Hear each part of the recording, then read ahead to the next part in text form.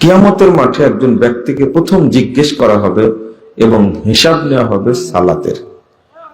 Fine কুবিলা মিনহু কুবিলা সাইরু আমালি, যদি সালাত কবুল হয়ে যায়,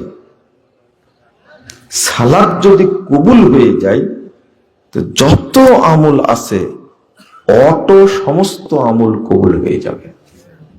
বলেন আলহামদুলিল্লাহ। অটো কবুল হয়ে যাবে। হজ, সিয়াম, যাকাত সহ অন্য যত ইবাদত আছে আল্লাহ কবুল করবেন।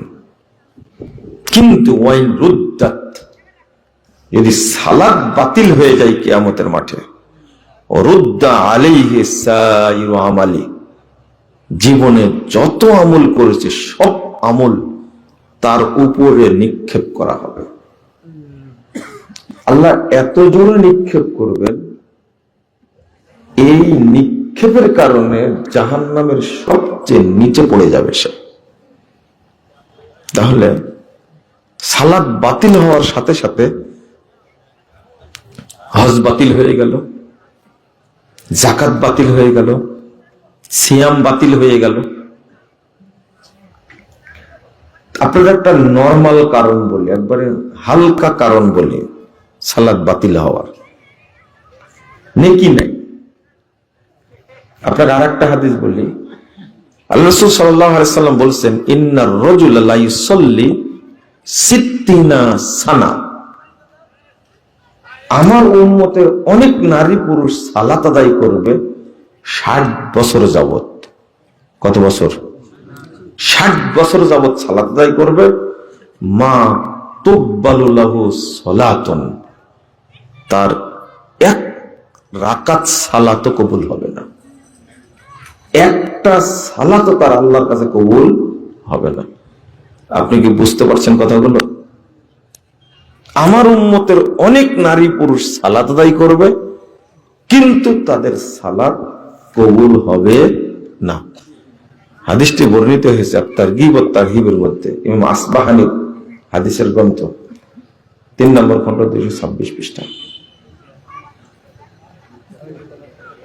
আপনি আশ্চর্য হবেন, রাসূলুল্লাহ সাল্লাল্লাহু আলাইহি সাল্লাম বলছেন, রুব্বা মুসাল্লিন 387 পৃষ্ঠা তাবরানী কাবিরের মধ্যে এসেছে, বহু মানুষ সালাত আদায় করবে লা খায়রা ফিহি, যে সালাতের কোনো কল্যাণ নেই, কোনো নেকি নেই।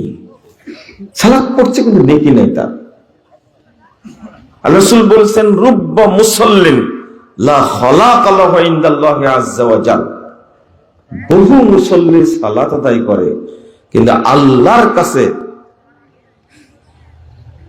তার কোনো অংশ নেই। মানে এ যাবৎ সালাত পড়তে সালাতটা বাতিল সালাত। এই সালাত পড়ে কোনো নেকি হয় না, স্পষ্ট। লা খালাকা লাহু ইনদাল্লাহি তাআলা, আল্লাহর কাছে এই সালাতের কোনো নেকি নেই। তাহলে বাতিল সালাত পড়ছেন আপনি। হুযায়ফা রাদিয়াল্লাহু আনহু একজন ব্যক্তি বলছেন, 1312 নম্বর হাদিস, হুযায়ফা রাদিয়াল্লাহু আনহু একজন ব্যক্তি বলছেন, নাসাইর হাদিস, মুনযু কাম তুসাল্লি হাযিহিস সালাত, এই তুমি এইভাবে সালাত পড়ছো কতদিন যাবত? মুনযু কাম তুসাল্লি হাযিহিস সালাত, তুমি এইভাবে সালাত পড়ছো কত বছর যাবত? লোকটি তখন বলছেন, মুনযু 40 আমা, প্রায় 40 বছর যাবত আমি সালাত পড়ছি। রাসূল সাল্লাল্লাহু আলাইহি সাল্লামের সাহাবী হুযায়ফা, এত যোগ্য সাহাবী, তিনি বলছেন মা সাল্লাইতা মুনযু 40 সানা, তুমি 40 বছর যাবত সালাতই পড়োনি। যিনি পড়েছেন তিনি বলছেন যে 40 বছর যাবত পড়ছি সালাত, আর হুযায়ফা রাদিয়াল্লাহু আনহু শুনে সার্টিফিকেট দিচ্ছেন তুমি 40 বছর যাবত সালাতই পড়োনি। শোনো, ওয়াইন মিত্তা ওয়ান্তা তুসাল্লি হাযিহিস সালাত, তুমি যদি মারা যাও এইভাবে সালাত পড়তে পড়তে, 40 বছর না, মরা পর্যন্ত যদি এইভাবে সালাত পড়ো, মিত্তা আলা গায়রি ফিতরাতি মুহাম্মাদিন সাল্লাল্লাহু আলাইহি সাল্লাম, তাহলে তুমি মোহাম্মদের ফিতরাতের দিনের বাহিরে মারা যাবে, অর্থাৎ বেদিন হয়ে মারা যাবে। তাহলে এটাও বোঝা যাচ্ছে যে মানুষের সালাত বাতিল হয়ে যায়। 40 বছর 60 বছর মানুষ সালাত পড়বে, কিন্তু সালাত কি হয়ে যাবে? বাতিল হয়ে যাবে। আরেকটা শোনেন, ইয়াতি আলান নাসে জামান, মানুষের সামনে একটা যুগ আসবে, একটা সময় আসবে, ইয়াসতামিউনা ওয়া ইয়াসাল্লুনা ফিল মাসাজিদ, মানুষ দলে দলে মসজিদে ঢুকবে এবং সালাত আদায় করবে। সব মসজিদ মুসল্লি দ্বারা পূর্ণ থাকবে, সব মসজিদ মুসল্লি দ্বারা ভর্তি থাকবে। ওয়ালাইসা ফীহিম মুমিন, কিন্তু কোন মসজিদে একজন ইমানদার পাওয়া যাবে না। তাহলে সালাত বাতিল হওয়ার কারণ একটা, সালাত পড়ে কিন্তু কি নাই? কি নাই? ঈমান নাই, ঈমান নাই। তো যে ব্যক্তি বেঈমান, সে যদি 70,000 বছর ইবাদত করে, 1 রাকাত সালাত কবুল হবে না। একজন ব্যক্তিকে আল্লাহ বয়স দিলেন 80,000 বছর। কত বছর? 80,000 বছরে যদি ইবাদত করে বেঈমান হয়ে, ঈমান ছাড়াই, বলেন তো 1 রাকাত সালাত কবুল হওয়ার সম্ভাবনা আছে? না। আজকে আমাদের অবস্থাটা ঠিক এইরকম, এইরকম অবস্থা। সালাত পড়ছি, কবুল হয় না।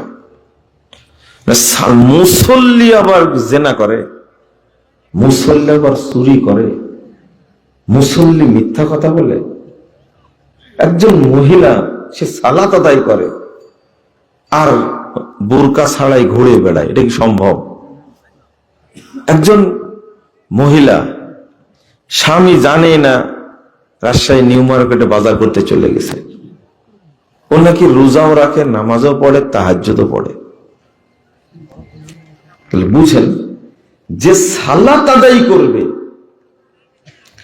এই ব্যক্তির দ্বারা পকেটে 2টা টাকা আছে, আপনি ফরিদপুরে মোড়ে এসে নামলেন চারঘাট থেকে, ভাড়া 20 টাকা, তো 20 টাকা 2টা নোট আছে, একটা একটু কড়কড়ে আর একটু ময়লা।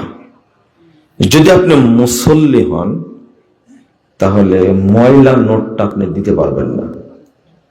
আপনার ঈমান আপনাকে বলবে যে ভালো নোটটা দাও।